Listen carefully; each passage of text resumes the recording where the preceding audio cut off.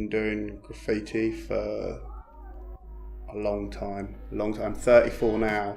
I probably started when I was about 11 or 12, something like that. So street art is a more recent thing, probably about the last 10 years or so. Outside murals, England and Northern Ireland predominantly.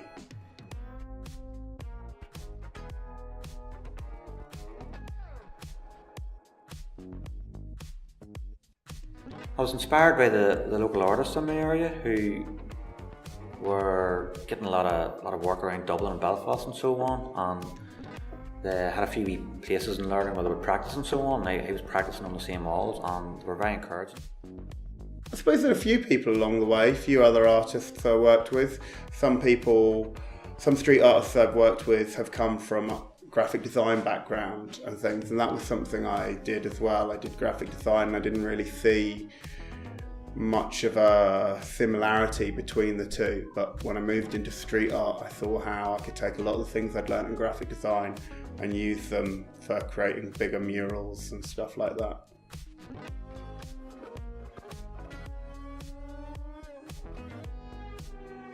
I have a lot of respect for graffiti. Graffiti's now paying my bills, so I have a lot of respect for graffiti because it got me to where I am now. But there's a whole argument with graffiti's vandalism and street art is about gentrification and about making a place look nicer. If all you're doing is putting a superficial varnish on a place, if all you're doing is coming along and making the place look nicer, then you're not really doing anything. You're not doing anything for the community. Street art was probably more popular even maybe 5 to 10 years ago than it is now.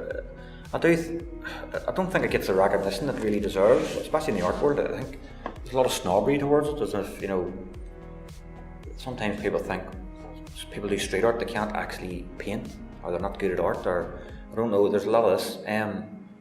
The work people put into street art pieces is unbelievable. I've seen people basically hanging off buildings with the wind cutting through them for days on end, up cherry pickers and hands froze, just to create these artworks. I just don't think they don't get the skill, the talent and everything. I don't think it really gets the recognition it deserves. I suppose political murals are a double-edged sword, like the ways of communities saying this community belongs to this tribe. They're very much marking a territory type vibe. Some of them are memorials, some of them are just, we have guns, don't come into this area or we will shoot you. Like Alan Partridge says, it's like Banksy who wants to kill you. In the other, I suppose the good side of that, sort of history of murals in Northern Ireland is that they're more open to putting positive murals and changing those murals. So since the Good Friday Agreement, people have been trying to put murals out there that have a more positive or more reflective theme around them and sort of lighten up the area. So I think in that respect, that the fact that they exist and the fact that there's a legacy of painting on walls is kind of a good thing, because it means when you're arguing, can I have some money to paint a wall? You can go, well, you know what I mean? All these other walls have been painted. Like, why don't you do one mural that's not just about a tribal thing? Why don't you do it that's about something else? So I think in some respects that can be good. It's a community to community thing. As much as you might not like what people paint on their walls, until you tackle the issues that are behind them, they're gonna keep doing it, you know what I mean? And I'd rather they did it well and moved forward and look to improve their murals. The murals will get less violent and more creative the better and more affluent the areas get. Middle class areas don't have big murals with guys with guns and stuff like that. That's always those with the least amount of money in their area, the least amount of public services.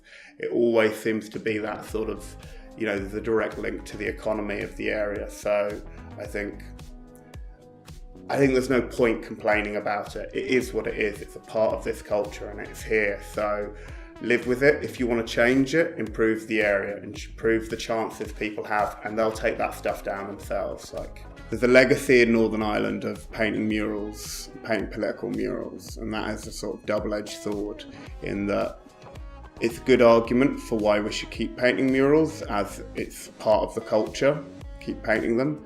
Now, obviously a lot of them are very violent or they're very tribal. They say, this is our area, we don't want certain people in here, that kind of thing.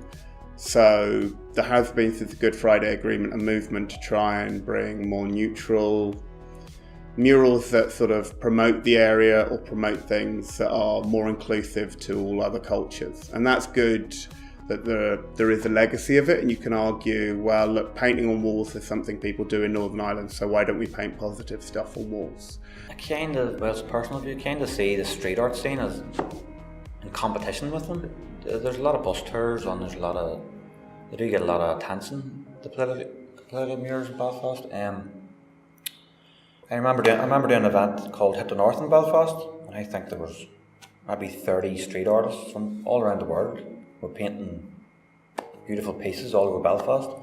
And on the same day, there was a paramilitary mural painted. It was all over the news and all over the radio, but there was no recognition gave the positive murals and so on. I suppose my advice would be, don't be a ponce. Just don't go around wrecking people's heads about this is good and this is bad and this. You like what you like, and it's a certain aesthetic that you might not like, but it has a place. Is street art better than graffiti? Well, street art wouldn't exist without graffiti and the internet.